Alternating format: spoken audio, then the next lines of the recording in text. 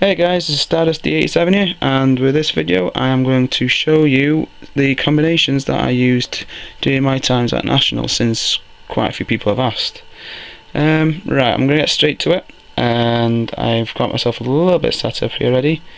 And so, first of all, I am going to show you one of my favourite ones, which is basically the loop between these two cards, Go Across the Gap and Purple Trapezist.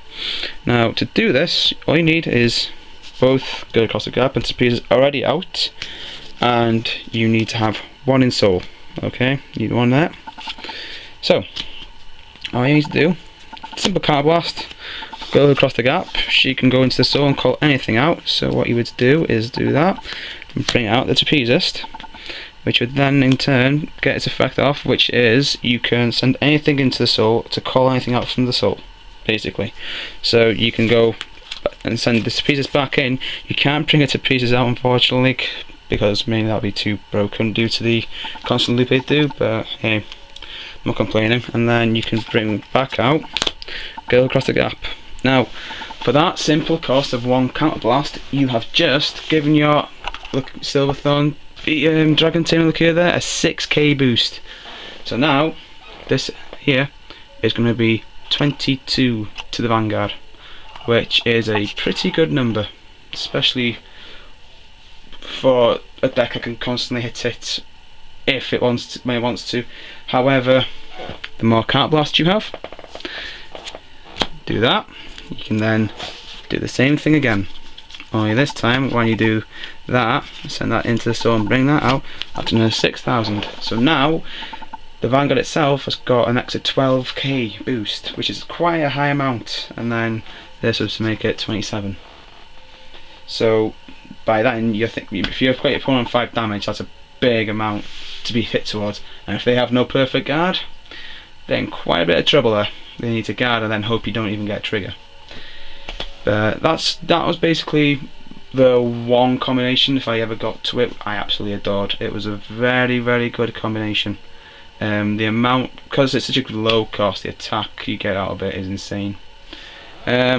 Also with Trapezist, what I would use her for is just to simply, even if I've got myself quite nicely set up already, if I've got this sort of setup, I have no problems simply calling the Trapezist to stick that in soul and bring it straight back out, just to give my Vanguard the extra 3k. It's worth it. Every time you call something out of the soul, 3k boost to your Vanguard is nice, especially if you can call something afterwards that can give your Vanguard even more power. Say for instance, if you put in Skull Juggler, and then you can soul charge as well, so that gives you, 20,000 Vanguard straight away. And another combination that people seem to some people did not like this one at all. Was saying now you have got yourself set up quite nicely, but you also have the same cards in your soul. So you've got the limit break. You're able to do the limit break. So say now you did limit break and you call these. If you did call these out, limit break, call them out again. It's an extra 9k. I didn't mind doing that, simply because I wasn't losing much out of it, just my counterblast, but in process I was also gaining 9,000 just for my Vanguard, and then I'd only need to play the 1 or 2 more cards out of my hand for that turn, which would give me a decent enough chance to guard, because if anything, to play nothing out of my hand for one turn but to call units out and then drive check, to me it does technically look like a plus, so I didn't have too many complaints about it. Another thing that I really liked was this guy, Poison Juggler, the new crit. The reason I like the new crit quite a bit is due to its skill, which is basically you can gain 3k by adding it to the soul to any unit. The reason I like this card though is soul charge it to give 3k to something, doesn't really matter what, but then you can limit break, call 2 units to here if you wanted to, or if you had say a second invader in there already, you could limit break and call that, so you can retire that. However, you can then bring out Trapezist and that as you create 0. Use Trapezist as a skill, send that to soul, bring it back out. So that's 9, that's 3, 6, 9, 12. for free, nearly, just the counterblast. They can add that to the soul, give that the power. So then you're looking at 22, and then you've got 18, or if you give the crit power, so that's 21 and 20. Big numbers for a very low cost and not using your hand. It's one of the main things that I really like about the deck overall, is that you can simply gain a huge advantage just by using your counterblasts and not using your hand at all. It's very good. And is there any more main ones I'm trying to think of? I can't think of much other than sometimes when I had this, if you were to call it with the limit break, well, not the limit break, I should say, I just say when you call it, counterblast 1, puts thing into your soul, call that, put it in your soul, bring it back out, counterblast again, put it into your soul. This card does the deck so much good because it works the same thing with that guy. You can call him, soul charge 1, call to resist, add it in, put it back out, soul charge 1 again. Things like that make this card, in my opinion, one of the best cards in the deck, but I still think that Crimson's number 1.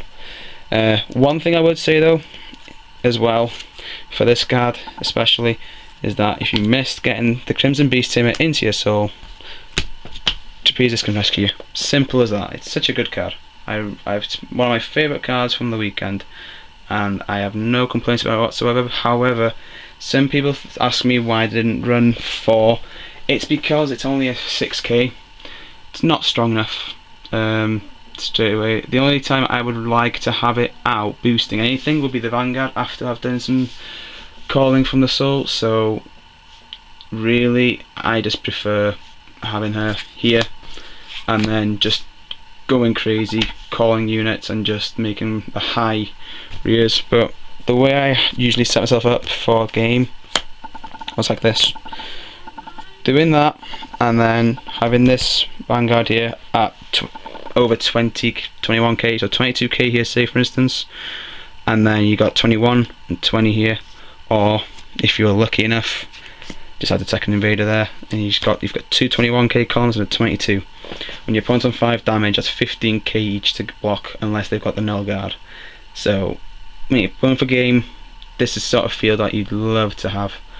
If your opponent's got a 10k Vanguard, then of course having the tamer in the soul doesn't really matter. If you've got 2 tamers out, that's still 20k, still need 15k guards. So I'd have no problems whatsoever with these cards being out like that. Anyway, those are the majority of the combinations for now that I have. However, I do have new ones that I'm going to be working on, and then if they do work, I will be making a video on those as well. But for now, I'll leave it at that. Anyway, cheers for watching, and I'll see you later.